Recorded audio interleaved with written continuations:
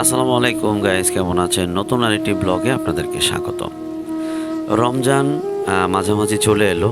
কেমন কাটছে আপনাদের রমজানের দিনগুলো? কতটুকু আমল করতে পারছেন? অন্য দিনের তুলনায় কতটুকু আমল বৃদ্ধি হয়েছে? এটা যদি আমরা প্রত্যেকে নিজেদেরকে প্রশ্ন করি তাহলে কিন্তু উত্তরগুলো পেয়ে যাই। রমজান সহানুভূতির মাস, রহমতের মাস, মাগফিরাতের মাস। প্রত্যেক দিন রাতে হাজার হাজার লোককে আল্লাহ তাআলা মাফ করে দেন এবং আল্লাহ তাআলা বান্দার রিজিকের উত্তম ব্যবস্থা করেন। রমজান এমন একটি মাস, অন্যান্য মাসের তুলনায় এই মাসে আল্লাহ তাআলা প্রত্যেকটা জিনিসের আমলের নেকি বৃদ্ধি করে দেন। আপনি যদি নফল ইবাদত করেন সেটা ফরজের সব আল্লাহ তাআলা আপনাকে দিয়ে দিবে। এই মাসে যদি বেশি বেশি আপনি দান সদকা করতে পারেন তাহলে এটা আপনার জন্য অনেক লাভজনক হবে, কারণ এটা আল্লাহ তাআলা এই মাসে যারা বেশি বেশি সদকা দান করেন এগুলোকে অনেক বৃদ্ধি করে আল্লাহ তাআলার কাছে রেখে দেন। ইভেন কি যারা রোজা রাখে আল্লাহ তাআলা বলেছেন এই রোজার বদলা আল্লাহ তাআলা নিজের হাতে বান্দাকে দান করবেন। রমজান একটা ইউনিটির তৈরি করে। রমজানের বাহিরে আমরা বাসায় একত্রিত হওয়াটা অনেক কঠিন হয়ে যায়, অথচ রমজানে অফিস কাজকর্ম সেরে সবাই দ্রুত বাড়িতে চলে আসে ফ্যামিলির সাথে একসাথে ইফতারি করব বলে। একসাথে মসজিদে যাওয়া, একসাথে নামাজ পড়া, একসাথে ইফতারি করা এবং শেষ রাতে উঠে তাহাজ্জুদ নামাজ পড়ে একসাথে সেহরি খাওয়া, সত্যি এই জিনিসগুলো যেন একটা আন্তরিকতা, ভালোবাসা, ইউনিটিকে আরও বৃদ্ধি করে দেয়। তবে দুঃখজনক বিষয় হলো যারা দেশের বাহিরে রয়েছেন তারা কিন্তু এই আনন্দে ভাগীদার হতে পারে না। তো তাদের ক্ষেত্রে আমি বলবো, যারা দূরে আছেন নেকি কিন্তু আপনারা পেয়েই যাবেন, আর আল্লাহ তাআলা তো বান্দার মনের খবর জানেন। রমজান মাস এমন একটি মাস যে মাসে আল্লাহ তাআলা শয়তানকে শৃঙ্খলাবদ্ধ করে সাগরের মাঝে ফেলে দেন। রমজানের বাহিরে আমাদের যার যতটুকুই গুনাহ হয় না কেন, রমজানে কিন্তু আমরা খুবই সতর্কতার সাথে চলি, যাতে আমার কথার দ্বারা, আমার কর্মের দ্বারা, আমার চোখ দ্বারা, জবান দ্বারা কোনো গুনাহ না হয়ে যায়। অন্যান্য মাসের তুলনায় এই রমজান মাসে কিন্তু জিকির, তসবিহাত, কোরআন তেলাওয়াত, নামাজ একটু বেশিই হয়ে থাকে। রমজান মাসে পরিবারের লোকজনের সাথে এবং আত্মীয় স্বজনের সাথে একটি ভালো সম্পর্ক গড়ে ওঠে। অন্যান্য দিনগুলোর চেয়ে রমজান মাসে ফল, ভালো খাবার একটু বেশিই খাওয়া হয়। রমজান মাসে আল্লাহ পাকের নিয়ামতের শুকরিয়া অর্থাৎ আলহামদুলিল্লাহ একটু বেশি আদায় করা হয়। তবে যারা ঘরের কর্তা আছেন অর্থাৎ যারা দায়িত্বশীল তাদের একটু চিন্তাটা বেড়ে যায়, কারণ আত্মীয় স্বজন থাকে, ঈদের কেনাকাটা থাকে, খরচটা বেড়ে যায়, তো তখন তারা একটু টেনশনে পড়ে যায়। এই রমজান সবার জন্য আনন্দ বয়ে আনুক, সবার জীবনকে সুন্দর করুক, সুখময় করুক। হুজুর সাল্লাল্লাহু আলাইহি সাল্লাম বলেছেন, কেউ যদি তার হায়াতের জিন্দেগিতে একটি রমজান মাস পেয়ে যায় তো সে যেন জান্নাতের উপযুক্ত হয়ে যায়। তাই আমাদেরকে চিন্তা করতে হবে এবং আমাদেরকে খেয়াল রাখতে হবে এই রমজান মাসের একটা মুহূর্ত যেন বেহুদা না কেটে যায়। আপনার ইফতারির মাঝে যদি আপনি কাউকে শরিক করেন তাহলে ওই ব্যক্তির রোজার সওয়াবও আপনি পেয়ে যাবেন। রমজান মাসে অন্যান্য মাসের তুলনায় মাছ, মাংস, গোশত ইত্যাদি আল্লাহর রহমতে একটু বেশিই খাওয়া হয়। বাইরের দেশের তুলনায় আমাদের বাংলাদেশে বিভিন্ন জিনিসের দাম অতিমাত্রা বেড়ে যায়। এটা রোজাদারের জন্য অনেক কষ্ট হয়ে যায়।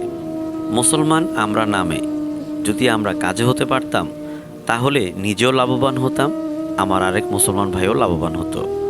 আমরা সবসময় চেষ্টা করি নিজে ভালো থাকার জন্য, অন্যের ভালো থাকার চিন্তা কখনোই করি না।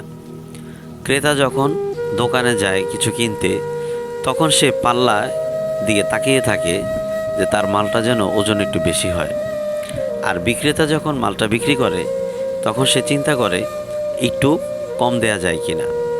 অর্থাৎ পরিশেষে আমরা এটাই বুঝতে পারি আমরা প্রত্যেকেই নিজের লাভের চিন্তা করি, কিন্তু যতক্ষণ পর্যন্ত আমরা অন্যের ভালো না চাইব ততদিন পর্যন্ত আমাদের পরিবেশ, আমাদের সমাজ, আমাদের মন মানসিকতা কখনোই ভালো হবে না।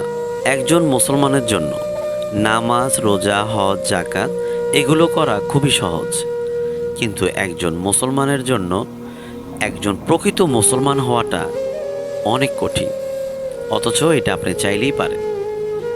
আত্মীয় স্বজনের সম্পর্ক ছিন্ন করলে জাহান্নামে যাবে, এটি কিন্তু সত্য। তাই রমজান মাসে আমরা চেষ্টা করব যাদের সাথে আমরা কথা বলি না, দূরত্ব বজায় আছে, তাদের সাথে সম্পর্কটা একটু গভীর করার জন্য। আর রমজান মাসে আরও কিছু বিশেষ কাজ, যেমন জাকাত দেওয়া, সদকা করা, ইফতারিতে পাশের ব্যক্তিকে শরিক করা। রমজান মাস বরকতের মাস। আপনি যা খাবেন এটার কোনো হিসাব হবে না। অর্থাৎ আপনি বিসমিল্লাহ বলে খাবেন, খাওয়া শেষে আলহামদুলিল্লাহ বলবেন। এই রমজান মাসের কোনো খাবারের হিসাব আল্লাহ তাআলা নেবে না।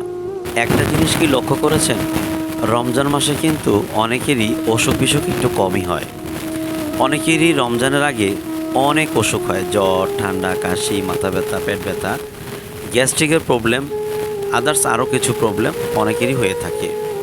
আলহামদুলিল্লাহ এই রমজান মাসে অনেকেরই গ্যাস্ট্রিকের সমস্যা সমাধান হয়ে যায় এবং কঠিনত কঠিন রোগও আল্লাহ তাআলা এই রমজানের উসিলায় ভালো করে দেন। তাই আসুন এই রমজানের প্রত্যেকটা মুহূর্তকে আমরা গুরুত্ব দিই। যে কাজে করি না কেন, কাজের ফাঁকে জবানে জিকির এবং অন্তরে আল্লাহ তাআলার যে দ্বীনের ফিকির, এটা যেন আমরা বেশি বেশি করি। আরেকটা বিষয় হচ্ছে, এই রমজানে অনেক বেনামাজি মসজিদে আসে, তারা প্রথম কাতারে বসে। তাদের সাথে যদি আমরা একটি সম্পর্ক করতে পারি, সালাম মুসাফা করে, তো এই মানুষগুলো কিন্তু রমজানের পরেও মসজিদে আসবে। প্রথম কয়েকদিন রমজানে দেখা যায় মসজিদের প্রত্যেকটা কাতার ভরে যায়, একতলা, দুইতলা, তিনতলা। যখনই 2-4 দিন চলে যায় আবার সে কাতারগুলো খালি হতে থাকে। এটা আসলে ইমানের দুর্বলতার কারণে। তাই আমাদের কর্তব্য, যারা আমরা রেগুলার মসজিদে যাই তাদের উচিত, যারা এখন নতুন করে আসতেছে তাদের সাথে একটি বাইন্ডিং তৈরি করা, একটি সম্পর্ক তৈরি করা, একটি ইউনিটি তৈরি করা। যদি 2-4-5 জন মিলে আমরা এই কাজটা করতে পারি, আলহামদুলিল্লাহ যারা ইরেগুলার ছিল রমজানের পরে তারা রেগুলার হয়ে যাবে। সুখ দুঃখ এই দুটোই আল্লাহর পাকের পক্ষ থেকেই আসে। তাই আমাদের উচিত আল্লাহর উপর ভরসা করা, অধৈর্য না হওয়া, আল্লাহর কাছে সাহায্য চাওয়া।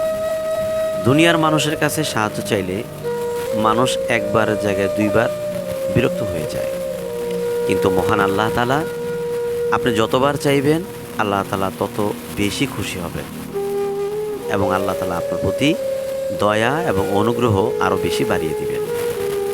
ইতিহাস সাক্ষী, এই জীবনে যারা প্রতিষ্ঠিত হয়েছে আল্লাহ পাকের রহমত ছাড়া কেউ হতে পারেনি। অর্থ, প্রাচুর্য এগুলো আল্লাহ তাআলা বিভিন্ন লোককে যুগে যুগে দিয়েছেন। ফেরাউন, নমরুদ, কারুন, হামান, এরকম বহু লোকে আল্লাহ তাআলা সম্পদশালী করেছেন, আর তাদের এই সম্পদ তাদেরকে নাজাত দিতে পারেনি। এগুলো আমাদের জন্য আদর্শ। আমরা যখন এগুলোকে ফলো করব, এগুলোকে আমরা সামনে রাখব, তখন আল্লাহ তাআলা আমাদেরকে যা দিয়েছেন, রিজিক দিয়েছেন, ইবাদত করার তৌফিক দিয়েছেন, রাত জাগার তৌফিক দিয়েছেন, জিকির করার, তেলাওয়াত করার তৌফিক দিয়েছেন, তখন শুকরিয়া আদায় করা আমাদের জন্য সহজ হবে। একটা কথা চিন্তা করে দেখুন, যদি আল্লাহ তাআলা মূসা আলাইহিস সালামের জামানায় আমাদেরকে পাঠাতেন, তাহলে তো ফেরাউনের কাজ করতে করতে আমরা মরে যেতাম। এমনিতেই সামান্য যে যাই করি না কেন, সময়তে মাজা সোজা করতে পারি না, ঘুম থেকে উঠতে পারি না, কাজ করতে ভালো লাগে না, খেতে ভালো লাগে না, এত অল্প কাজ করার পরেও। আর যদি মূসা আলাইহিস সালামের জামানায় আসতাম, তাহলে ফেরাউন আমাদেরকে দিয়ে পিরামিড, যে আপনারা দেখছেন এই পিরামিডের কাজগুলো কিন্তু আমাদেরকে দিয়েই করাতেন। এই জন্য আসলে নিয়ামতের শুকরিয়া আদায় করা দরকার। আজকের এই ভিডিওটি কেমন লেগেছে কমেন্টে জানাবেন, ভিডিওটি শেয়ার করে দিবেন, সাবস্ক্রাইব করে সাথে থাকবেন।